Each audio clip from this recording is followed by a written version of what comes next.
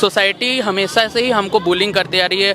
यदि हम थोड़े से लचकते हुए चल जाएं तो ये देखो छक्का जा रहा है, ये देखो मीठा जा रहा है। तो सबसे पहले लोगों की मानसिकता चेंज करने की ज़रूरत है, तभी जाके सब कुछ चेंज होगा। हम लोग झारखंड में रहते हैं, 3.5 करोड़ की आबादी है, लेकिन 90% आबादी ग्रामीण और सुदूरवर्ती इलाका में रहता है। तो आज भी लोग लेस्बियन का मतलब ये नहीं समझ पाते हैं कि लड़की को लड़की से प्यार हो सकता है, लड़का को लड़का से मोहब्बत हो सकता है, लड़की को लड़की से प्यार होता है। हाँ, उसी प्रकार जब पुरुष को कोई पुरुष से प्यार होता है हम उसको गे बोलते हैं। T4 होता है ट्रांस कम्युनिटी, जो ट्रांस हम दिख रहे हैं, हम जो ट्रांसजेंडर हैं, हमारी जो लैंगिकता है उसको हम ट्रांसजेंडर बोलते हैं। जो हम डिफरेंट जेंडर से आते हैं हम उसको ट्रांस कम्युनिटी बोलते हैं। जब आपके घर में या जो आपके ग्रुप से लोग आते हैं, आपकी कम्युनिटी से लोग आते हैं, क्योंकि पैदाइशी तो कोई होता नहीं है, ये तो जैसे जैसे बड़े होते हैं वैसे वैसे अलग अलग इच्छाएं होती है, इंसान जो है अपनी इच्छा के अनुसार सब कुछ चुनता है। आपको किस एज में रियलाइज हुआ कि आपको लड़की होना चाहिए या ट्रांसजेंडर होना चाहिए? मेरे को तो 6-7 साल की उम्र में हो चुका था। 6-7 साल की उम्र। मेरा बिहेवियर तब से ही चेंज है। तो सरकार महिलाओं को सम्मान के रूप में मैया सम्मान योजना दे रही है, आप क्या कहेंगे उस पर?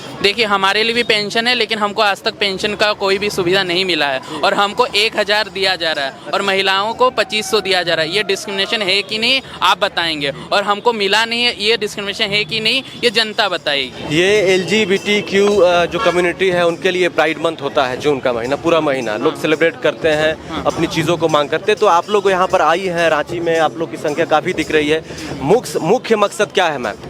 हमने ये पहली बार हम प्राइड कर रहे हैं या पहली बार हम प्रदर्शन कर रही है। हमने रांची में बहुत बार प्रदर्शन किया है, फिरायालाल में बार बार हम प्रदर्शन किए और हमने पत्राचार भी किया है।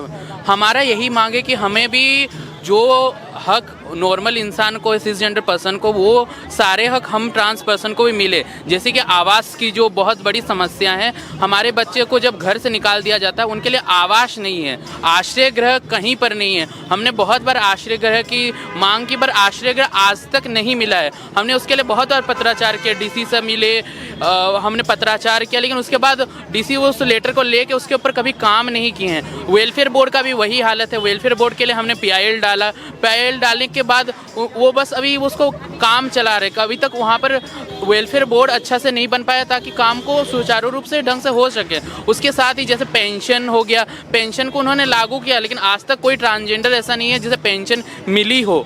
उसके साथ महिलाओं के लिए पेंशन होता है, पुरुषों के लिए पेंशन होता है, लेकिन ट्रांसजेंडर LGBT कम्युनिटी के लिए कुछ नहीं होता। ट्रांसजेंडर के लिए पेंशन का जो भी दिया गया था वो ट्रांसजेंडर कम्युनिटी के लिए दिया गया था।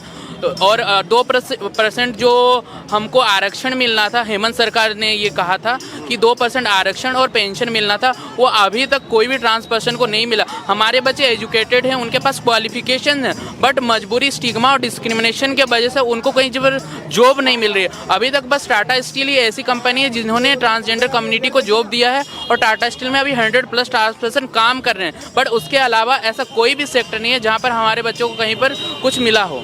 सवाल ये है कि आज भारत में LGBT समुदाय के लिए सबसे बड़ी चुनौती क्या है, क्या लगता है आपको? मैं ट्रांस कम्युनिटी के बारे में बोलना चाहूँगी। ट्रांस कम्युनिटी के साथ बहुत ज़्यादा स्टिग्मा, डिस्क्रिमिनेशन है, कहीं ना कहीं LGBT कम्युनिटी के साथ भी है, क्योंकि सोसाइटी हमको उस कम्युनिटी से अलग देखती है। जब सिसजेंडर कम्युनिटी की बात आती है उनसे हमको विपरीत देखते हैं, जिससे कि बहुत ज़्यादा स्टिग्मा और डिस्क्रिमिनेशन होती है। सबसे पहले हमें घरों में शिक्षित करनी चाहिए, जो भी सरकारी संस्थाएं हैं उन सबको सेंसिटाइज्ड होना चाहिए। ये सबसे बड़ा जरूरी है, तभी जाके वो कुछ भी काम हमारे प्रति कर सकते हैं, नहीं तो कुछ भी काम नहीं हो पाएगा। 3.5 करोड़ की आबादी वाला ये राज्य है। मुझे लगता है कि 5% लोगों को भी नहीं पता होगा कि LGBT होता क्या है। अगर आप बताना चाहें तो आप जी। LGBTQI+ बोलूँगी मैं। ये बहुत बड़ा कम्युनिटी है जिसमें कि सेक्सुअल माइनॉरिटीज़ आते हैं, जिसमें सेक्सुअलिटी प्लस जेंडर दोनों आती है। L फॉर लेस्बियन होता है, जो कि कोई महिला जब दूसरे कोई महिलाएं से आकर्षित होती हैं या फिर सेक्सुअली और इमोशनली दोनों अटैच रहती हैं, उसको लेस्बियन बोलते हैं। मतलब आम बोलचाल के भाषा में लड़की को लड़की से प्यार होता है। हाँ, उसी प्रकार जब पुरुष को कोई पुरुष से प्यार होता है हम उसको गे बोलते हैं। T4 होता है ट्रांस कम्युनिटी, जो ट्रांस हम दिख रहे हैं, हम जो ट्रांसजेंडर हैं, हमारी जो लैंगिकता है उसको हम ट्रांसजेंडर बोलते हैं। जो हम डिफरेंट जेंडर से आते हैं हम उसको ट्रांस कम्युनिटी बोलते हैं। उसी प्रकार Q होता है क्वेयर कम्युनिटी बोलते हैं। क्वेयर मतलब जो अभी उनको पता नहीं है अपनी लैंगिकता के बारे में, वो धीरे धीरे डिस्कवर कर रहे हैं। हाँ, उसी प्रकार I फॉर होता है इंटरसेक्स कम्युनिटी, जो उभय लिंगी बोलते हैं, वो पूरा डाइवर्स कम्युनिटी है पूरा। उसी प्रकार एसेक्सुअल होती हैं, जो जिनको मतलब कोई भी शारीरिक कोई चीज़ नहीं पता, वो इमोशनली कनेक्ट होते हैं, उनको एसेक्सुअल बोलते हैं। इसी प्रकार और भी बहुत सारे पेनसेक्सुअल हैं और भी डिफरेंट कम्युनिटीज़ है। इसी प्रकार हम प्लस लगाते हैं ताकि और कम्युनिटीज़ को हम डिस्क्राइब कर सकें। जब आपके घर में या जो आपके ग्रुप से लोग आते हैं, आपकी कम्युनिटी से लोग आते हैं, क्योंकि पैदाइशी तो कोई होता नहीं है, ये तो जैसे जैसे बड़े होते हैं वैसे वैसे अलग अलग इच्छाएं होती है, इंसान जो है अपनी इच्छा के अनुसार सब कुछ चुनता है। तो जब समाज में लोगों को पता चलता है, घर पे लोगों को पता चलता है कि कोई लेस्बियन है, कोई गे है या बाइसेक्सुअल है या ट्रांसजेंडर है या और भी अदर्स है, तो क्या रिएक्शन आता है? सबसे पहले तो हमको खुद से लड़ना पड़ता है, क्योंकि जब हम डिफरेंट जेंडर से आ जाते हैं तो हमको खुद में ही सबसे पहले एक्सेप्टेंस का ज़रूरत होता है। देन उसके बाद सोसाइटी आती है। सोसाइटी हमेशा से ही हमको बुलिंग करते आ रही है। यदि हम थोड़े से लचकते हुए चल जाएं तो ये देखो छक्का जा रहा है, ये देखो मीठा जा रहा है। तो सबसे पहले लोगों की मानसिकता चेंज करने की ज़रूरत है, तभी जाके सब कुछ चेंज होगा। मेरे घर में मेरे सब कोई एक्सेप्ट करते हैं, क्योंकि मैंने सबको सब चीज़ों को अच्छे से बताया है। सबसे पहले हमको बात करने की ज़रूरत है घरों में कि हम एग्जिस्ट करते हैं और ये नॉर्मल है। जब तक हम चीज़ों को नॉर्मलाइज नहीं करेंगे चीज़ें मुश्किल हैं। तो सबसे पहले आप घरों में सबसे ज़्यादा सेक्सुअलिटी और जेंडर के बारे में जब तक बात नहीं करेंगे मुश्किल है चीज़ों को। आपके फेवरेट LGBTQ+ रोल मॉडल कौन है?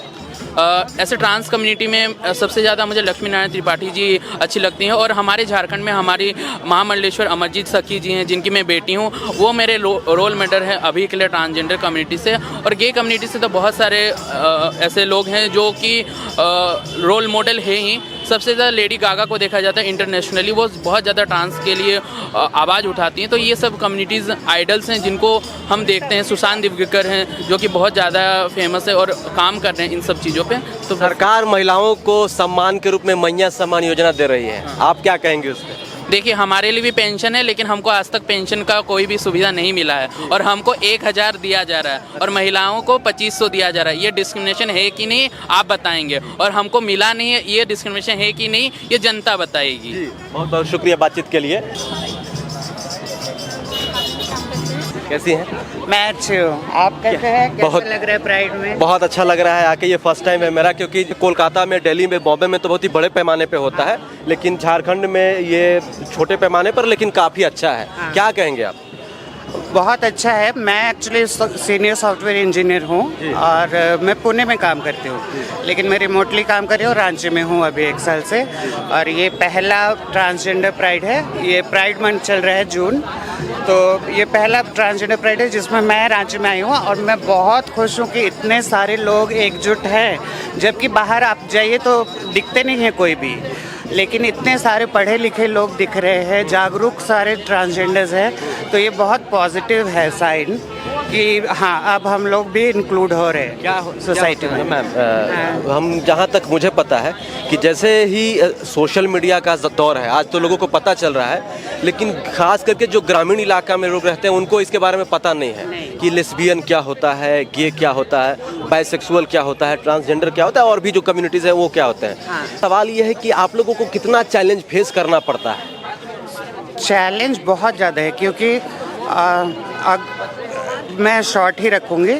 जैसे 2014 तक ट्रांसजेंडर करके कोई कुछ था ही नहीं। थे हिजड़ा कम्युनिटी के लोग थे, बहुत इंडिविजुअल्स भी थे, लेकिन या तो उनके आइडेंटिटी कार्ड पे मेल होता था या तो फीमेल। 2014 में नालसा जजमेंट जब आया तब ट्रांसजेंडर्स को अपना थर्ड जेंडर ट्रांसजेंडर करके मिला, उसमें फीमेल मेल में जा सकते हैं आप। तो जब आपका अस्तित्व ही नहीं है, आप या तो आप है ट्रांसजेंडर लेकिन आपको मर्द या औरत ही बोला जाएगा। अभी ट्रांसजेंडर का मिला तो उसके बाद लोग सब आगे बढ़ रहे हैं, तो ये बहुत पॉजिटिव है। और क्या सवाल एग्जैक्टली? अंतिम सवाल रहेगा, क्योंकि आप हिजड़ा शब्द का प्रयोग किए। हाँ। तो ये बताइए कि ये ट्रांसजेंडर और ये हिजड़ा दोनों अलग अलग है? हाँ, हिजड़ा कम्युनिटी जो है वो साउथ एशिया में ज़्यादातर लोगों है, मतलब हिजड़ा कम्युनिटी, जो कि हिजड़ा शब्द है हिजड़ से, जिसने हिजर कर लिया। हिजर मतलब छोड़ दिया, सब कुछ छोड़ के मूव ऑन कर गया। तो पहले के समय पे कुछ ऐसा जॉब अपॉर्चुनिटी ये सब होता नहीं था, ट्रांसजेंडर ही शब्द था ही नहीं, जैसा मैंने बताया। तो वही कल्चर में गुरु शिष्य का परंपरा चलता था। अब जब से थर्ड जेंडर है तो हम लोग इंडिविजुअली जाके जॉब के लिए अप्लाई कर सकते हैं, जैसे मैं काम कर रही हूँ और सब लोग भी काम करें। ये आप लोगों के लिए प्राइड मंथ है जी। और आप लोग जो है आज सड़कों पे हैं, सरकार से कुछ मांगों को लेकर बाहर निकली हुई हैं। सही बात कही आप, जी। एकदम सही बात बोले कि हम लोग सड़कों पर ही हैं। क्या चाह रहे हैं सरकार से? जिस तरह आम जनता के लिए नियुक्ति मिलता है आपको रोजगार के लिए, हमें भी वही चाहिए। हमें भी राशन कार्ड में नाम चाहिए। हमें भी तृतीय जो है उसका ये चाहिए। और मैं लोगों से कहना चाहूँगी कि हमें किन्नर करके रूप में नहीं बुलाया जाए, हमें तृतीय करके बुलाया जाए, ताकि एक किन्नर एक प्रथा है, लोग जानते नहीं हैं पर हमें लोग किन्नर बोल देते। किन्नर एक प्रथा है जो कि आपको बधाई दरियार चलता है, ठीक है, वहाँ पे लोग वो उनका काम होता है कि आपको घर घर जाके बधाई लेना, वो किन्नर होते हैं। आपको किस एज में रियलाइज हुआ कि आपको लड़की होना चाहिए या ट्रांसजेंडर होना चाहिए? मेरे को तो 6-7 साल की उम्र में हो चुका था। 6-7 साल हाँ, मेरा बिहेवियर तब से ही चेंज है और लोग मुझे देखे हैं कि मैं इस रूप से हूँ। और मैं अभी टाटा स्टील में कार्यरत हूँ, वहाँ से मुझे बहुत सी सुविधाएं दी गई है जिसके तहत से जैसे मेल काम करते हैं, फीमेल काम करती हैं, आप लोगों को कहीं पर अब काम वगैरह करने में कोई दिक्कत तो नहीं आती है? देखिए हर जगह किसी सिलेक्शन में, इस प्रोसेस में? नहीं, देखिए अब हर जगह का तो मैं नहीं बता पाऊँगी। मैं स्टार्टिंग में जब पहले बहुत सारी वैकेंसियाँ में भर्ती थी तो मुझे एज ए लुक दे के छांट दिया जाता था कि ये तो ट्रांस है, ये तो ऐसे चलता है, ये तो ऐसे करती है, वो तो इसका ये हमारे समाज में से नहीं है, ये तो वो चीज़ बहुत तिरस्कारित है और अभी भी है ऐसा। आप लड़का और लड़की को आप ही अपने कार्य में देख लीजिए, आपके कार्य में आपके लड़का लड़की दिखेंगे पर एक कोई तृतीय लिंग के आपको नहीं दिखेंगे। ये आप खुद देखिए, ये क्या आपके ऑफिस में तृतीय लिंग है? नहीं है, तो समझ लीजिए कितने हम पीछे हैं। ये आप अपने मैं खुद बोलूँगी कि सब कोई अपने नीचे ऐसे झांक कर देखे, जहाँ जहाँ कार्य है, क्या हम वहाँ हैं? यदि हम वहाँ रहते आज तो हमें ये रैली, हमें ये जुलूस निकालने का ज़रूरत नहीं पड़ता। LGBTQ+, लेस्बियन, गे, बाइसेक्सुअल, ट्रांसजेंडर और भी बहुत सारी कम्युनिटी। हम लोग झारखंड में रहते हैं, 3.5 करोड़ की आबादी है, लेकिन 90% आबादी ग्रामीण और सुदूरवर्ती इलाका में रहता है।